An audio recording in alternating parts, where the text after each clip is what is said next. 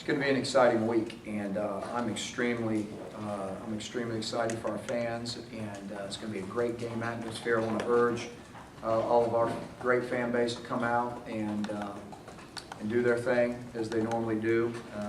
They know how important they are to us, especially in big games like this. But us coming off a tough loss, and Florida coming off a tough loss, obviously there's going to be a lot of urgency on both sides, to win this game. So it ought to be a great SEC matchup, and we're really looking forward to it. Guys, let's just make sure we understand, that I fully expect Barrett to play well. But, let me be clear on this. Receivers got to catch the ball. The offensive line, the running backs got to protect. It's a team game, and, so that's what I expect. I expect them to play well, but I expect everybody else around them to play well, with him. So, Barrett is our quarterback today, and he is our quarterback Saturday. Again, for us to be productive offensively, it's got to be a complete team effort. And at times Saturday, we just weren't good as a complete offense. I mean, let's tell it like it is. We dropped balls. Our protection wasn't great. So again, we got to put it all together to beat this really, really good Florida team, and it's going to be a tough task. They got a really, really athletic, fast, aggressive defense, and so we're going to have to play our best game of the year to win. You saw Saturday who we played with. It's not going to be much different this Saturday. Obviously we're going to put the best guys out there that we think give us an opportunity to achieve what we need to achieve offensively. But like I said before, the guys that got to go into the game and make the plays, they're going to be pretty much the same guys that were there last week, and they have to do that. And I don't feel like last week we did that as a whole. Not all the time, but certainly when things were on the line, I didn't feel like we got that done. So, guys at the wide receiver position, Coach Taylor's going to work extremely hard with them this week, and making sure we don't make the same mistakes as we did last week, because they were glaring. It's really going to be probably a game time decision, and we're going to continue to work with them. We're going to continue to rehab them and get him treatment and do all the things that we have to do, but I don't know where we're at right now. Jared Cooper does not look good. That does not look good. I'm kind of in the same place where I was with Emory last week, with Jared this week. I'm not going to say that it's 100% out as of where we are today, but I will say that the prospects don't look good. We looked hard at everything, Philip. And again, I'm going to be very clear on this. It's hard for any quarterback to be as productive as you want him to be if everybody else around them is at times not productive as well. So, we evaluated everything.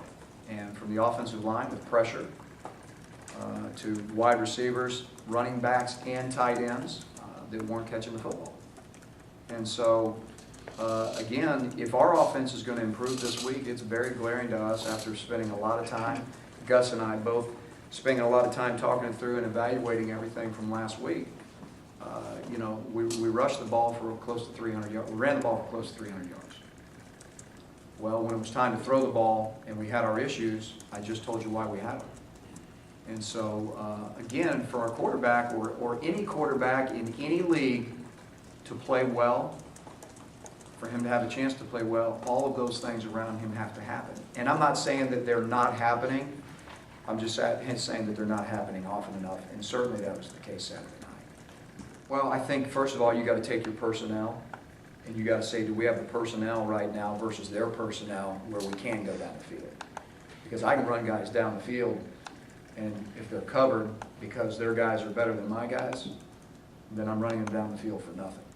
So, again, that's all taken in, Gus is one of the best play callers in the country, as we all know. So we're going to do the things that we think give us an opportunity to succeed. Now, whether that's pushing the ball down the field or not is going to be dependent upon, situations, who we have where we feel like we can take advantage of certain things. And, that's that's where we start. We would certainly love to throw the ball down the field, a lot. Are we in that position right now all the time? Not necessarily. Not necessarily, Jay. I mean, here's the thing. You know, you really got to weigh out, you know, do you make all these changes and then the continuity built up for 6 games all of a sudden becomes an issue now? You know, look, we got to keep coaching them and they got to keep trying to improve.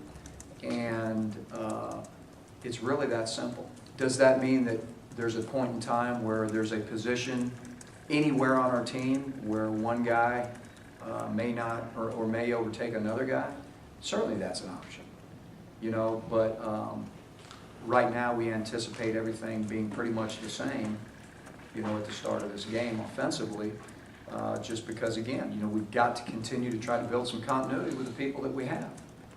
And it can't become musical chairs. But is there a balance in there? Yes. If somebody's not getting the job done exactly the way, you know, but you don't ever know what the option is behind him either. You know, so there's a fine line in there. We're making the decisions the right way. I feel very confident in that. And if somebody's not getting the job done, then we'll make a change if we need to. But I feel very confident right now that the decisions we've made up to this point have been the right ones. Well, let me say this about the wide receivers, because I don't want to turn this into a wide receiver bashing party, okay? They blocked, for the most part Saturday, it might have been one of their better games blocking that we've seen. So it's not like our wide receivers are non-existent. Where we were disappointed was that in critical times when we felt like we needed catches, we dropped balls. Let me give you 2 examples. Number one, we dropped the ball going in where we've been very effective over the last 2.5 years going in at halftime or at the end of the game when the game was on the line of us really moving the ball down the field, getting in a position to score. Well, there was no timeouts left. We were driving the ball down right before halftime. We had a position, we got ourselves in a position where 1 or 2 completions, we'd have been able to get 3 points and some momentum with the ball coming out of halftime, where we dropped the ball wide open. That would have been a catch of 15 yards or more and a carry after the catch of probably another 10 to 15. Now we're in a position to kick a field goal going at halftime. That's all we want to do. Minimum field goal, maximum touchdown.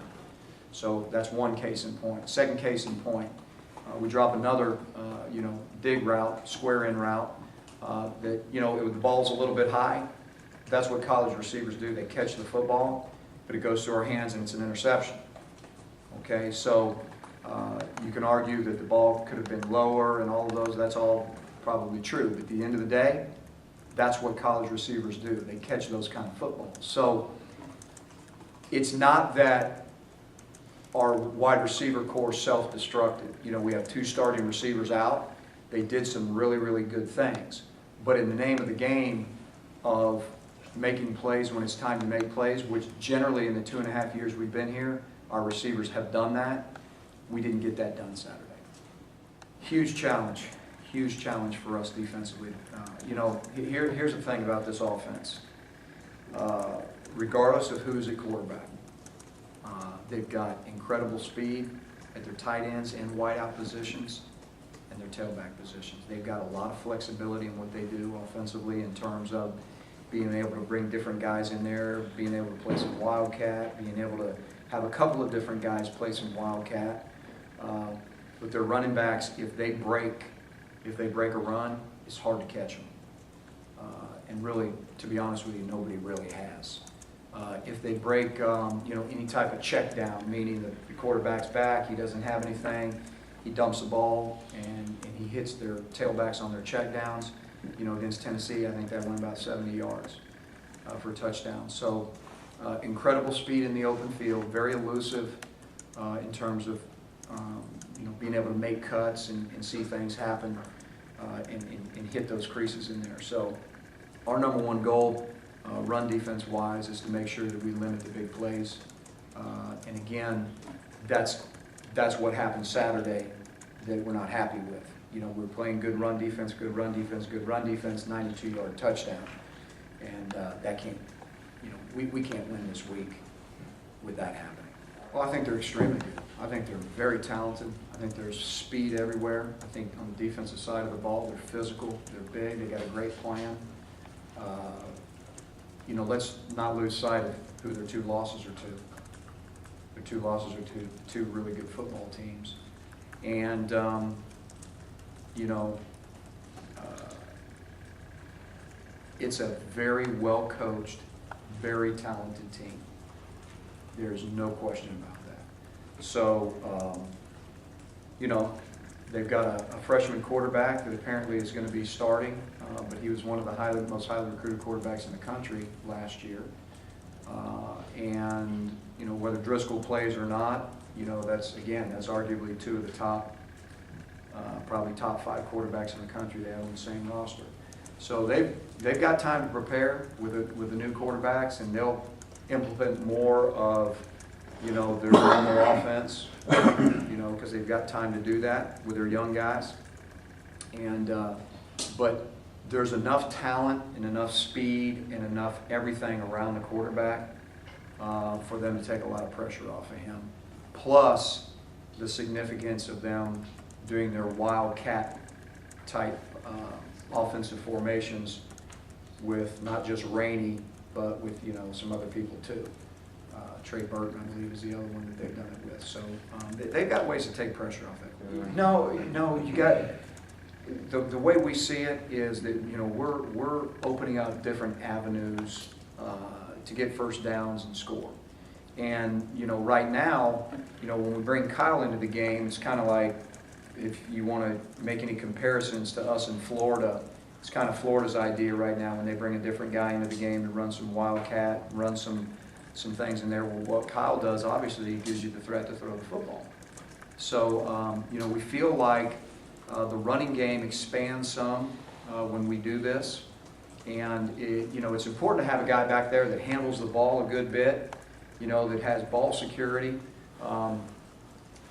Obviously, you know, the more they can throw and the more you can build in some passing game stuff with them, the better it is. But, you know, we don't see it as a 2-quarterback system. We see it as a change-up and being able to bring in Kyle to be able to, you know, run the football effectively and play action off of that and things of that nature. And so it's really, you know, it's no more complicated than that. You know, Corey's made some progress. There's no question about it. I thought he started the year off slow.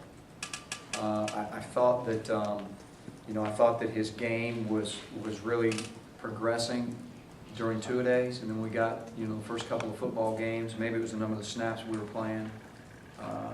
But him and I, you know, we had a discussion about it after the first or second game, and I was not pleased with, you know, with where he was going.